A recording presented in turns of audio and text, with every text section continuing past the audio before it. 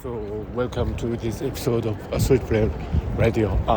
In the last episode, I talked about the really wonderful achievements by artificial intelligence, especially in world generation, and how the large language models passively behaving really excellently, even passing the Turing test, so that we no longer regard Turing test as a true hallmark of artificial general intelligence, because to say that at this level of technical sophistication, the AIs have achieved artificial general intelligence would be really weird, to say the least.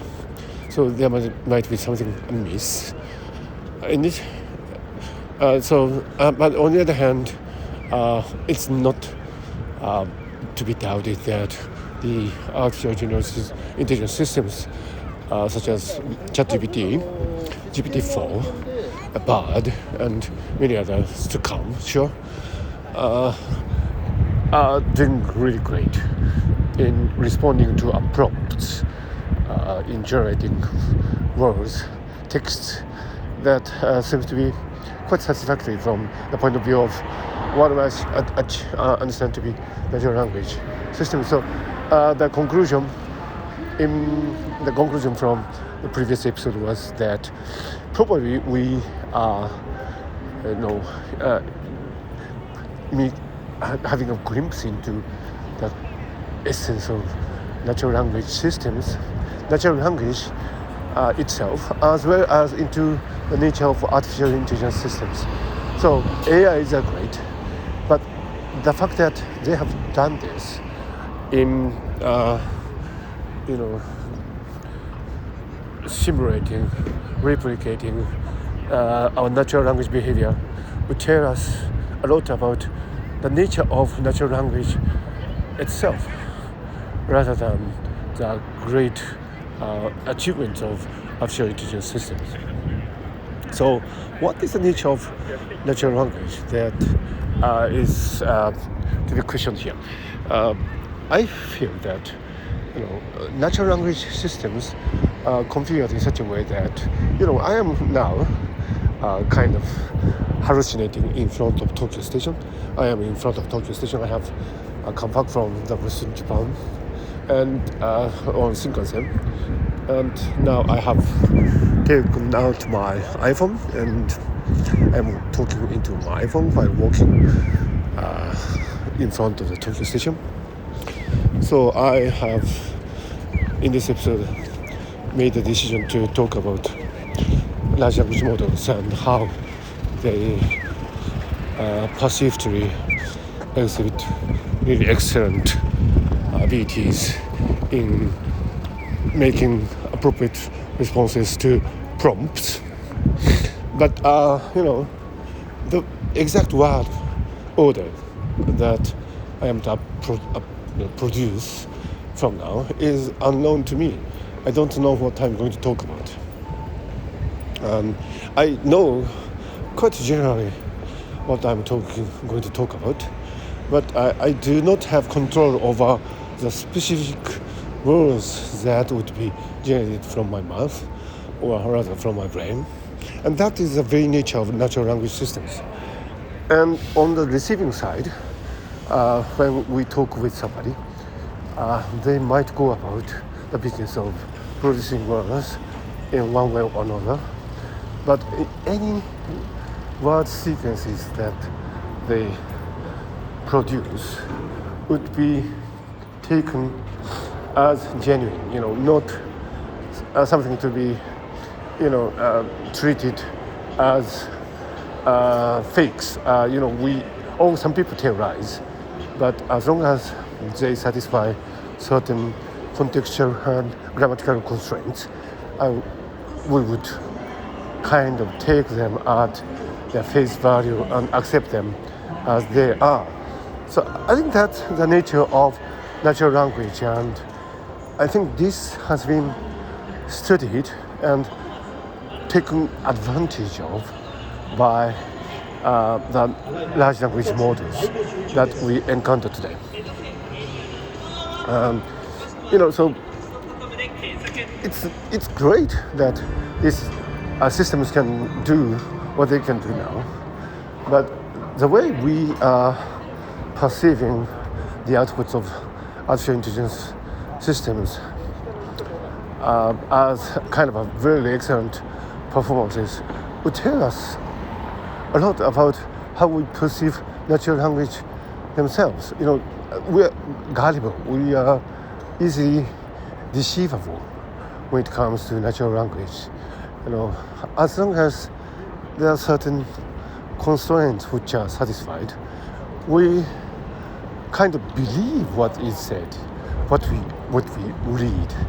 And so there's this illusion of intelligence, if you like, when we encounter a word sequence. Because, for a long time in history, actually until the last few months, it used to be the case that when we see a certain, word sequences satisfying certain contextual and grammatical constraints, we would have taken them as genuinely coming from humans, because there's a red car driven by a man with a lady in the side of seat, and they have come for shopping. I think it's quite interesting, only in Tokyo.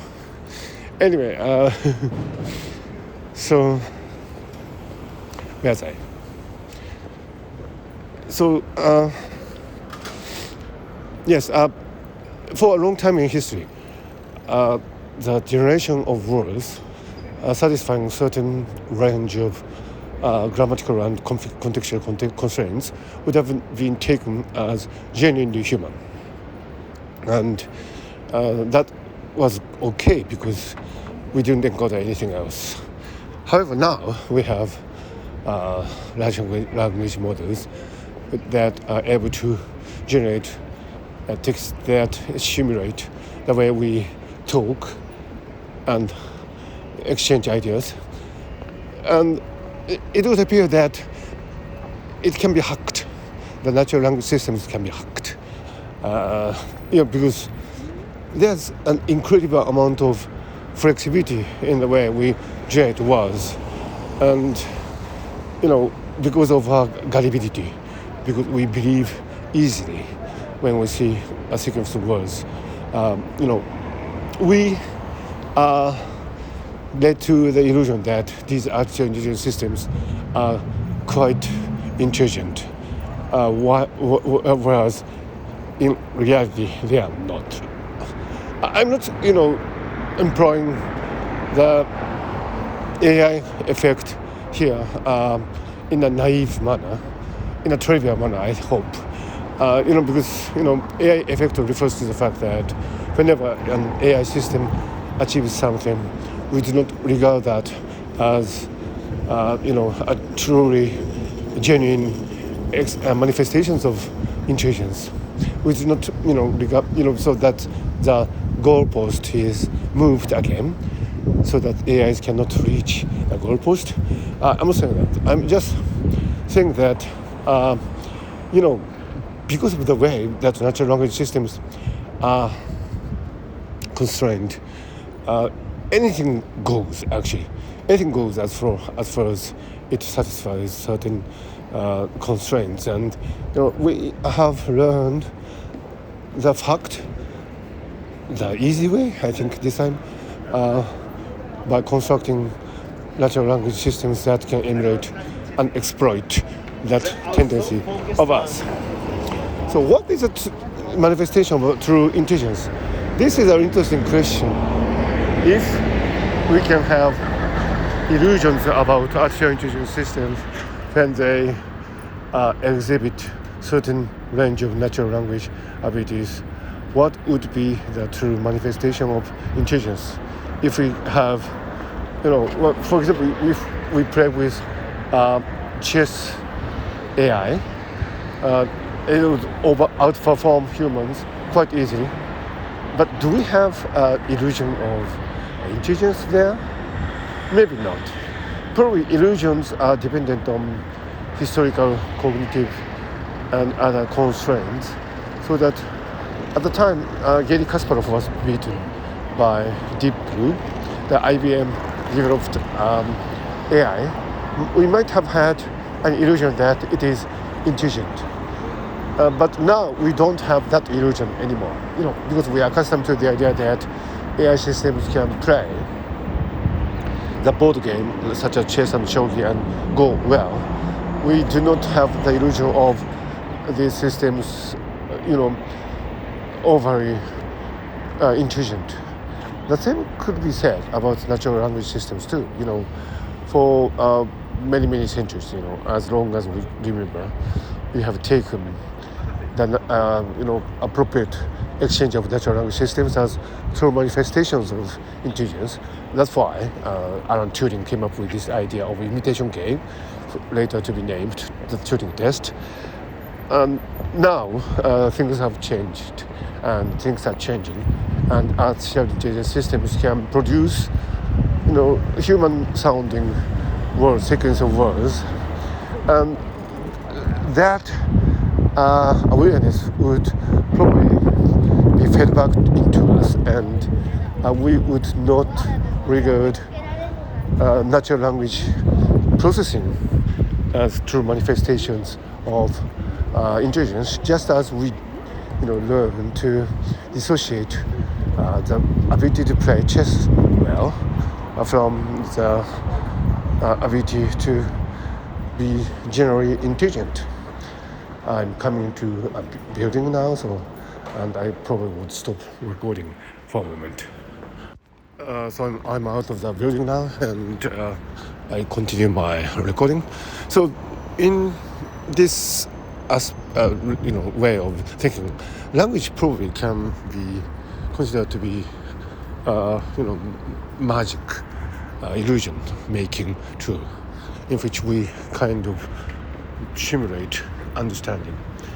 So in any situation, it is quite difficult to come to the gist of things. For example, if you are in a situation, in a natural environment, and for example, you say, well, it's fine now, the sky is clear, there's no clouds and so on.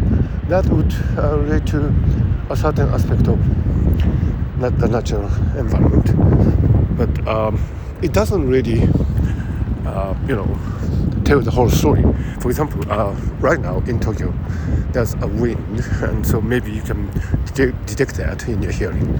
So if you just say the sky is fine, the sky is clear, you actually would think that you have come to an understanding of what the situation is, but you actually haven't. You actually haven't taken hold of the whole situation. So in that way, language is kind of a make-believe tool to let it go. For example, if you ask somebody whether they are happy or not, and they say, I'm happy, you let it go, and okay, you're happy. But that is not actually the end of the matter. There are many ways that people can be happy, and even if somebody says that he or she is happy, it doesn't necessarily mean that the end of it. There could be many issues, many concerns coming from the state of being happy, and there might be some lurking problems and some risks and some uncertainties and all these things. And if you think of these things, of course, saying that you're happy is not the end of the story.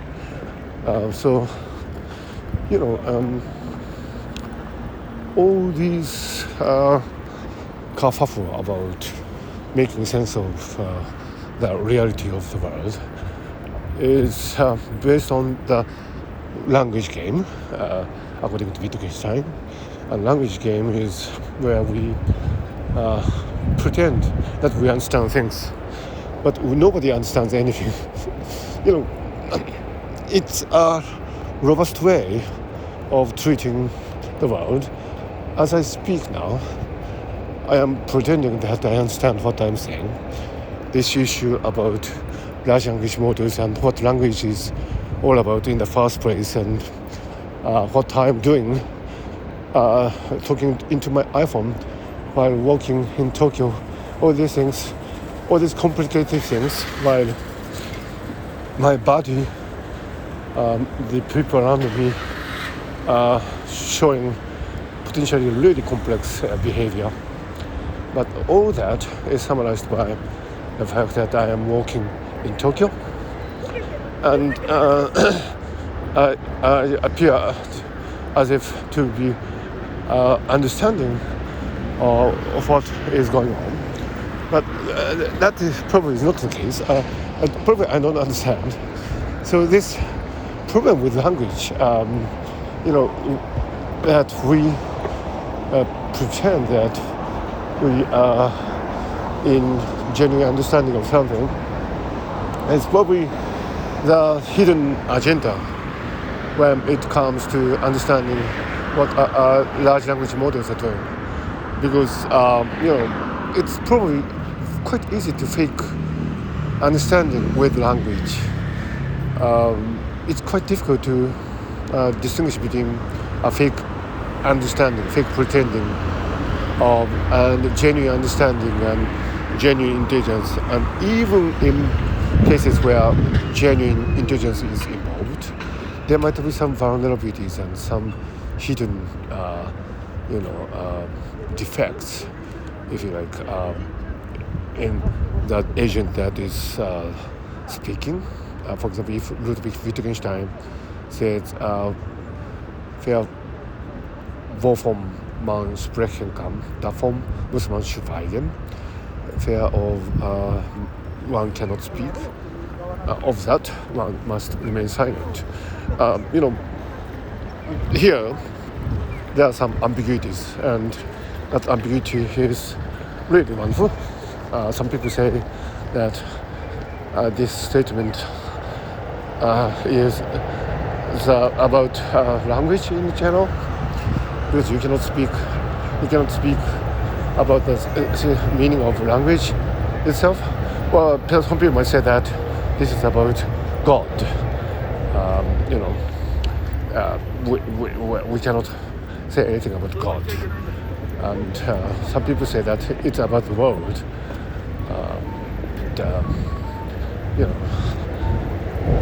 People like Marcus Gabriel would say, this German philosopher would say that the world doesn't exist. Everything else exists, including a unicorn in police uniform on the other side of the moon.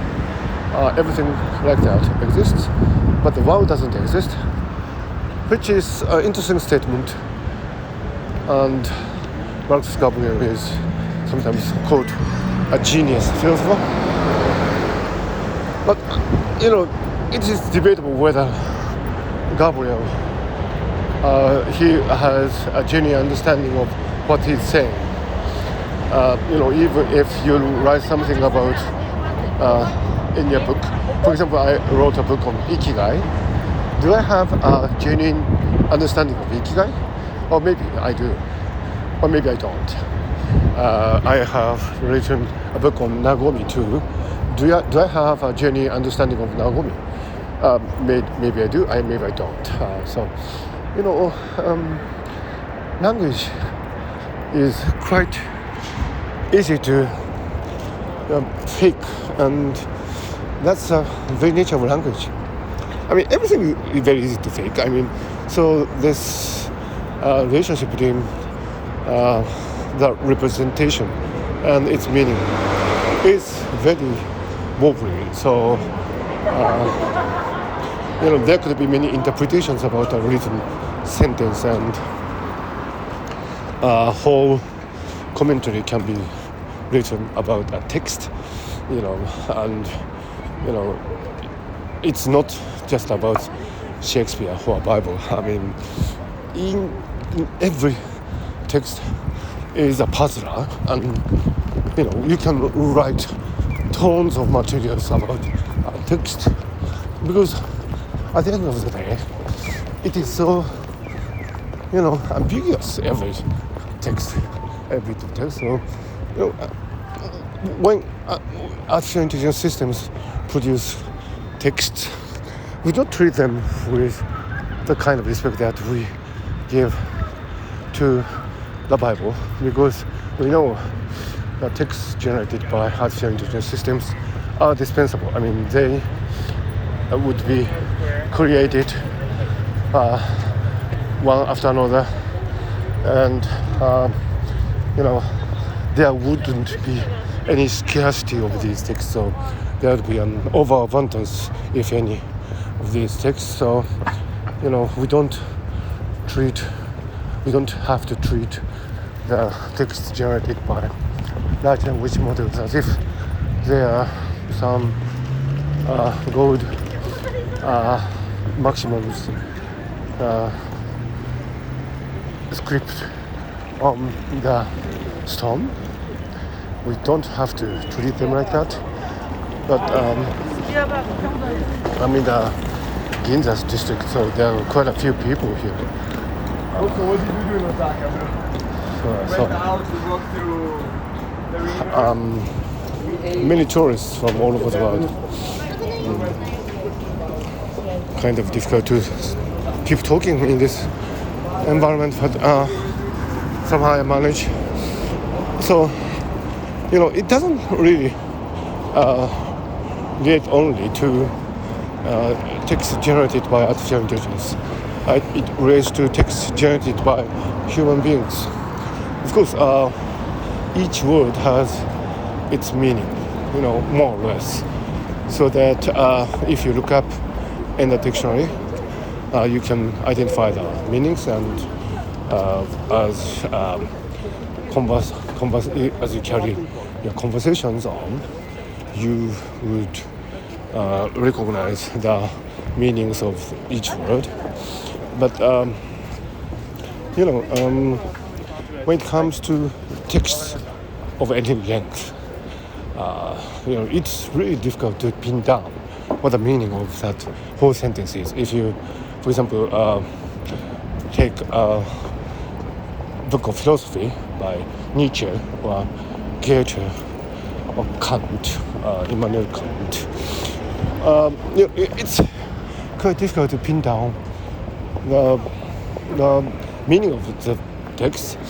We pretend that there's a meaning, and we pretend that the author knew what he or she was writing about, but the reality is we don't know. The reality is that we have no definite idea of what the text entails semantically, and that's the loophole that the artificial intelligence systems are taking advantage of right now. It's all pretend play, the natural language game. And when I talk about that, probably it'll be interesting to compare natural language with programming language, because in programming language, presumably there is this strict set of rules, and if you don't obey the rules, there will be a bug, and the program would malfunction, or would not behave as the programmer intended it to be. But the show must go on, and the program would keep doing something if it doesn't do what the programmer originally intended to do. And all these things, quite interestingly, is what we got. We tend to, assume that in the field of mathematics and in programming, there are some strict rules. The universe is, of course, causally strict, I think. As I walk in Ginza now, I think my movements of legs and arms are, ordered by some hidden laws, my organic molecules, and I don't think there's anything uncertain about this, except of course for quantum mechanical effects. But when it comes to language, the very nature of language is that they are rather uncertain in its significance. Of course, if you look at the dynamics of neural networks in the brain, probably there might be some more or less strict laws. So each time sentence is generated, there's a hidden set of dynamics behind that. But when it comes to the semantics, the meaning of words, then it's like a sandcastle. It doesn't really have a solid foundation.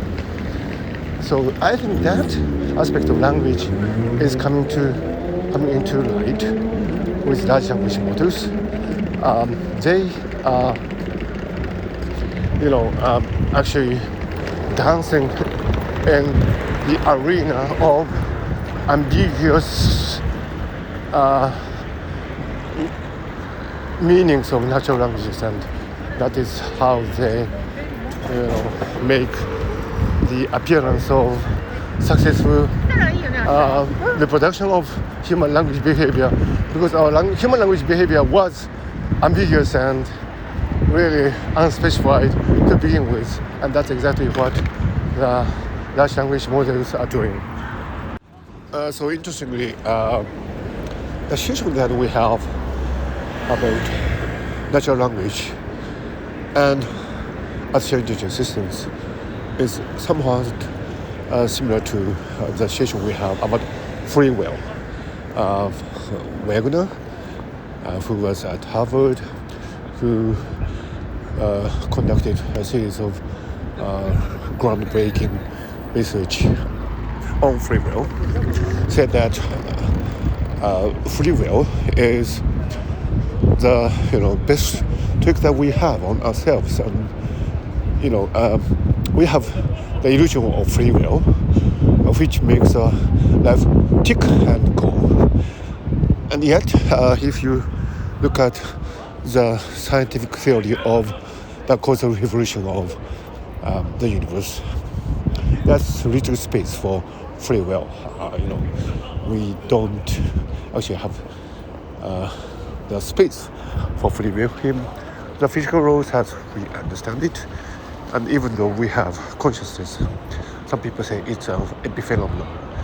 And people actually, again, don't understand what they are saying when they say it's an epiphenomenon, but they say it anyway. And, it's quite difficult to pin down what the exact nature of mental causation is. But, it's not something that we can definitely say. And, there's this really fuzzy domain about free will, and that quite goes in tango with the essence of natural language, which is free will, and natural language go in tango.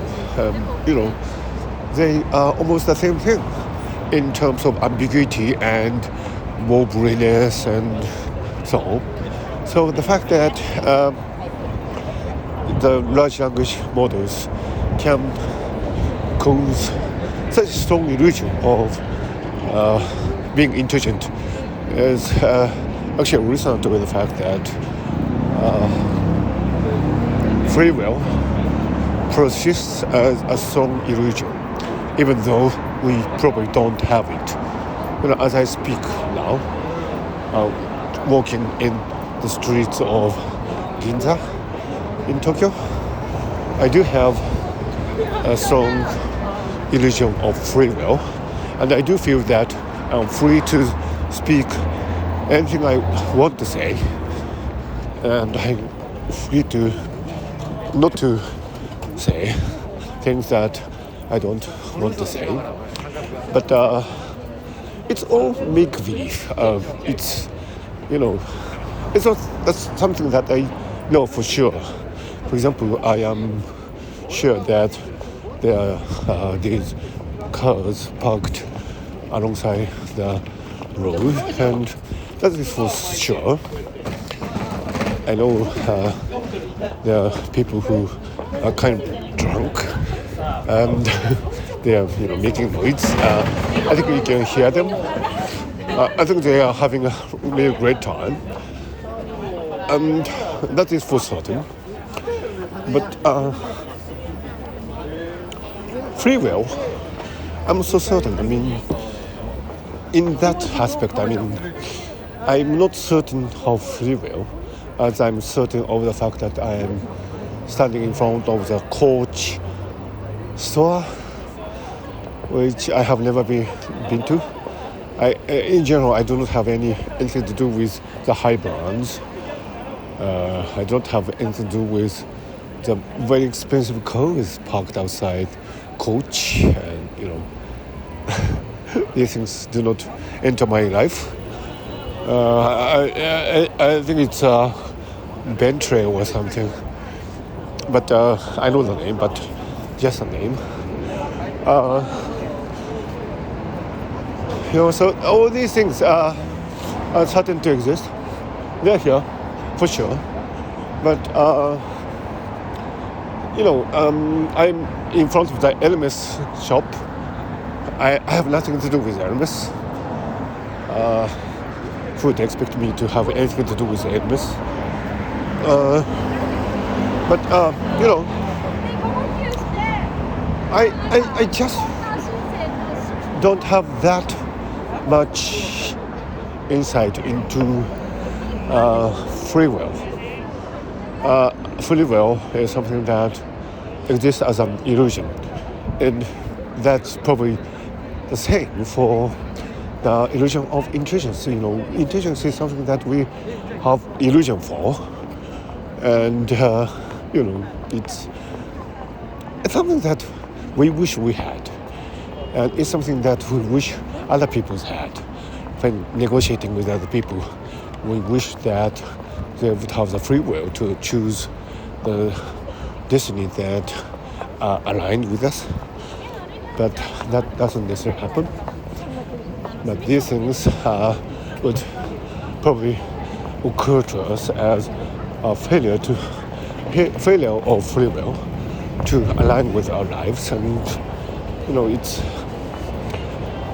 it's all at the end of the day illusions. We don't have all these, so it's the same as the illusion of intuitions.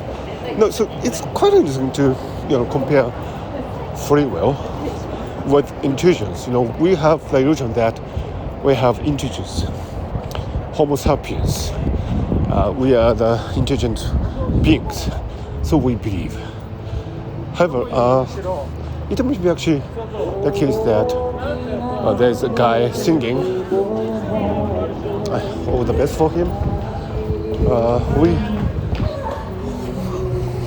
We feel that we are intelligent. We wish we were, but probably we are not intelligent. It's the same as free will. We wish we had free will, but probably we don't. And so all these illusions probably boils down to the fact that we have consciousness. I mean, we have consciousness for sure, and it's difficult to dispel consciousness as outright illusions because it's here. I mean, as I walk, it's here. I mean, the cornea are here, sensory cornea are here. The black sky, the billboards, the sound of air conditioning machines, and the sound of trains going by. All these things are undeniably here. And, so these sensory qualities, sensory qualia are here. But, it's quite interesting to observe that intelligence as well as free will are cognitive in nature. there's something that we infer from the sensory experience that we have. So it's something that we actually do not know at first hand. There's something that we cognitively assume. It's like the existence of the self. It's arguably doubtful whether we have the self as a single entity. By the way, I probably need to stop here for a moment. I think I am coming to a place where I need to stop recording for a while. So, yeah, see you later. So this argument that through the functions of large language models, we probably are realizing that intelligence as exhibited in the exchange of language is something like free will, which is an illusion, but which is a robust illusion, and which supports our daily lives. And the way language have evolved over the years, in the history of humankind, you will realize that it is a vehicle for nurturing trust in each other, and not more than that. So, as long as we have an illusion of understanding and being understood, it doesn't really matter, really. Of course, when it comes to instructions, we use technical language, and in that we probably need more precise wording of things, like when you make an omelette from a certain number of eggs, your instruction needs to be more specific. But even in that case, the actions and maneuvers that are specified by words can be ambiguous, and actually that is precisely what we needed for a robust, flexible description of the world. If the language systems were, too specific, then it would be difficult to adapt. For example, if you say that when breaking an egg, you need to exert a certain amount of power within a certain amount of time. If you describe breaking egg in that manner, then it doesn't probably apply to, for example, ostrich's egg, because it's different from hen's egg, and so on. So there could be many different ways that was act described by a natural language can be conducted, and that flexibility or ambiguity is the basis for the usefulness of natural language. So it is quite interesting that even as we go about the business of exchanging words in daily lives, we actually are not so specific about what we mean. When we are engaged in small talks with each other over meals or during tea or while walking, we exchange words and we think we understand what each other is saying. But at the end of the day, when the conversations are over, you're left with a vague impression of what the other party was saying. Not so much specific content. It's all, impressions. And there's nothing more than the vague impressions. And that's the way natural language is constructed. And that's the arena that large language models work. So, this is quite different from sensory qualia, as I have been arguing. In terms of sensory qualia, the world is rigid, place made of building blocks, and it's not really the case that we have the freedom of interpreting a certain set of sensory qualia in any way we like. We are actually quite specific about what we perceive, and that's the way it is. It's not really the case that we are, we have the liberty to interpret the world as they happen. I'm currently walking along a road, and there are many buildings on both sides, and the sensory quality that constitute the image of these buildings are quite specific, and so they do not have any meaningful flexibility. And the same can be said about words. When we communicate with words, the sensory quality that constitute words, whether it's sound or text, are quite specific. I mean, they do not wobble when the large language models put out a certain series of text. They're quite specific, and they indicate a certain series of alphabets, and it's there. And of course, we can handle them semantically, but the freedom is not there. So what we have at the heart of large language is the cognitive freedom, and cognitive freedom is where everything happens, from free will to the semantics of language and the perception of the self.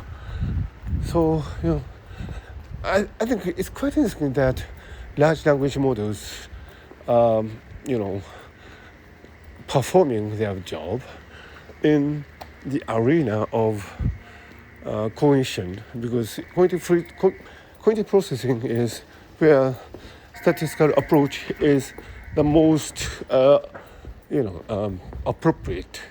Bayesian inference is very appropriate when dealing with word orders. That's precisely what the large language models are doing. When you have a certain set of word series, then you can predict more or less what word would come after that, and so on and so on and so on, so that you can apply Bayesian inference quite aptly to these things. And it's no, looking back, it's no wonder that large language models were so successful in reproducing the language sequences that we typically emit, because the statistics is very important, and it's the statistics that counts. And it's quite different from the way sensory qualia are organized. It's more steadfast, and there are no statistics involved there. Not at the fundamental level. So, the same goes for free will. The fact that we have free will is only a result of statistical inference, because we have been observing ourselves from birth, and we have made choice at certain crucial moments in our life. That's the reason why we believe that we have free will. When you decide on which school to attend, you feel that you have made your decision based on partly the advices from your parents and teachers, but at the end of the day, you have made that decision. So, from that behavior, from the observation of your behavior, you have drawn the inference that you have free will. And the same goes for self. When you're asleep, your consciousness goes away, so you don't actually know whether the you who you are after you wake up from sleep is the same you as the you who were there before sleeping. But Bayesian inferences, we have been sleeping and waking up all these whiles in our life, so that we feel that we are sure that we are the same as the self is continuous, even if there are some breaks due to sleeps, and that's our belief. And it's always interesting to observe these things and how much of the worldview that we construct about us, the self and language and so on, actually depend on cognitive inferences. And the fact that we think our native language, like in my case, I think I understand Japanese, I think, and I think that I understand more or less English, and this is a belief that I, believe in because of statistical inference from the way I have been behaving and from the way I have observed other people behaving. For example, when I converse in Japanese, my native language, I can see people, behaving as if they understood what I said.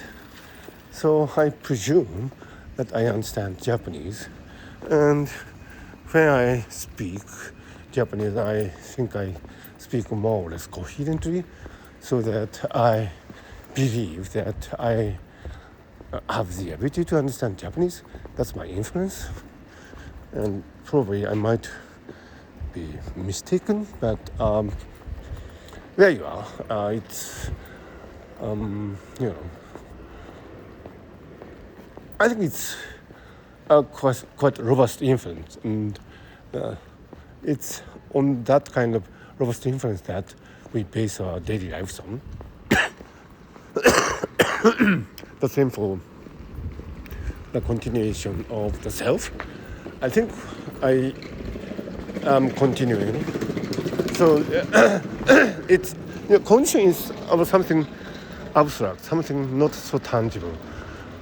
Understanding of those, understanding of the world we are in, and the free will, and the concept of the self.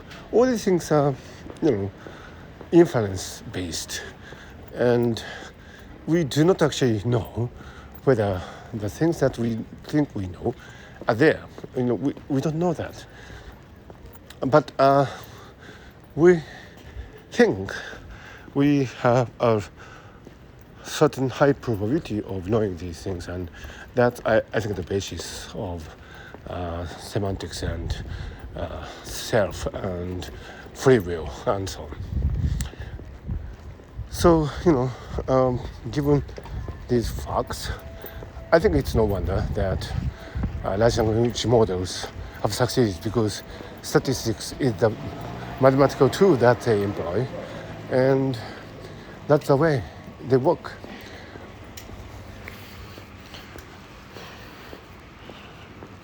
So when you regard the output of large language models as in those terms, then comes this question of embodiment, because after all, when we converse, we might not actually understand every detail of what we are saying, but at the end of the day, we have mutual trust, but trust would be supported by embodiment.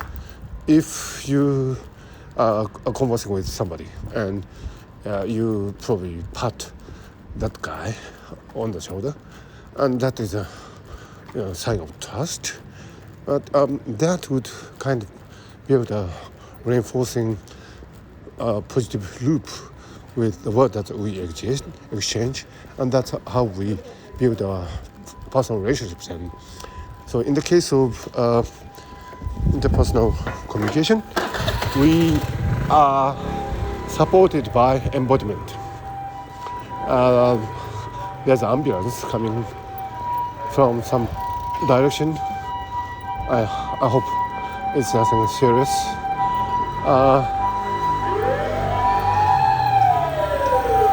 So in the case of large language models, they are not embodied. No, so if you think of ChatGPT as a person, because it has no body, even if we trust ChatGPT, there's no way of showing it by bodily language and so on. So does it really mean that we have a genuine trust in ChatGPT? The same goes for free will. The fact that we have free will is supported by the fact that we can make choices and we can make bodily movements in ways that are consistent with the hypothesis that we have free will. But if we do not have bodies, then there's no way to kind of have a foundation for the fact that we have free will. We can say that, I have free will, I can do whatever I like, and so on. But it's not really,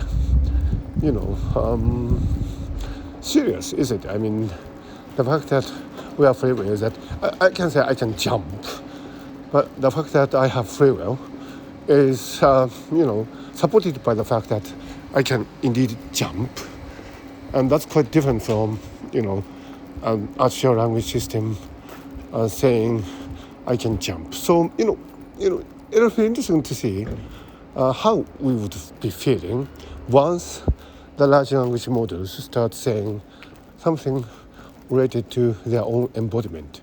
For example, if a large language model says, I have enjoyed this pasta, how do we interpret that? Of course, it can't enjoy pasta. Does it have a genuine understanding of what enjoying pasta means? Does it have qualia?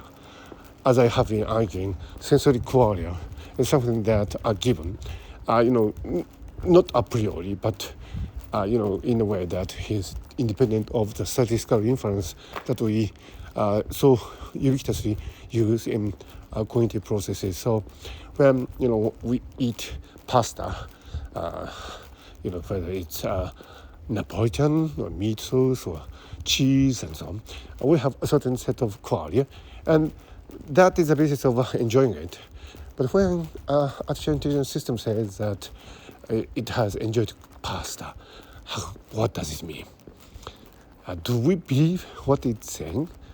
I think this is potentially very important. So as far as the superficial behavior of exchanging language goes, probably the language systems is a great success, and because and it is a surprise, it is a great achievement. But I have been arguing, probably considering the nature of natural language to begin with, maybe it's not that much surprising. Now I am moving the goalpost of artificial intelligence again. This is playing AI effect again, and it's probably not fair. But it's probably not fair, but it's probably true that artificial intelligence systems can externally exhibit signs of the illusion of intelligence, but then everything is illusion. But the body is not an illusion. Of course, we have the illusions related to the body, like the phantom limb. But at the end of the day, unless you take the view that the whole universe is a simulation, and even our body is a simulation, we have body. That's how we live, and that's how we die. So our body is a reality, I think, and I hope. And artificial intelligence systems do not have that. So embodiment is actually probably the last thing that the AI systems would be able to reproduce. They do not have bodies like us because they are organic. They are not organic and they cannot eat pasta. They cannot run. Maybe they can run, but they cannot eat pasta. They don't have intestines. They don't have stomach. And so I think these things would ultimately matter. And no matter how large language models would develop from here, I think at the end of the day, we have our unique superiority over them because we have embodiment. This might sound like a really mundane conclusion, but it's also true probably. So I think I have come to the end of this episode of Kenmo's Street Braille Radio. So I started by arguing that the illusion of intelligence and the illusion of free will probably has the same basis as the illusion of understanding in natural language. And that's probably why large language models are so good at it. And also, since these illusions or cognitive processes related to it in general are based on statistical inferences, it's no wonder that large language models are great at it.